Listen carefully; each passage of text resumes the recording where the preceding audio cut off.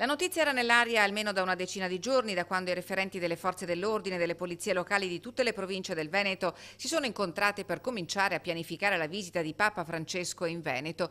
Oggi l'annuncio ufficiale al termine della riunione della Conferenza Episcopale del Triveneto. È stato il presidente, il patriarca di Venezia Francesco Moraglia, a comunicare l'accertata disponibilità di Papa Francesco a venire a Venezia per un incontro con le chiese del nord-est.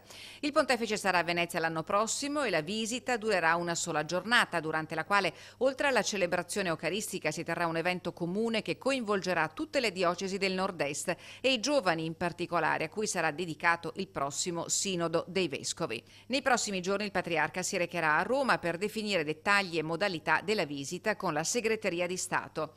Lo aspettiamo a braccia aperte, ha commentato subito il presidente della regione Luca Zaia. È un grande privilegio e una gioia dare il benvenuto in Veneto a Papa Francesco il prossimo anno, nel centenario della Grande Guerra, ha detto Zaia, secondo cui la visita del Papa alla comunità veneta a 100 anni da quella pagina dolorosa è un dono prezioso per coniugare memoria, speranze e impegno di pace.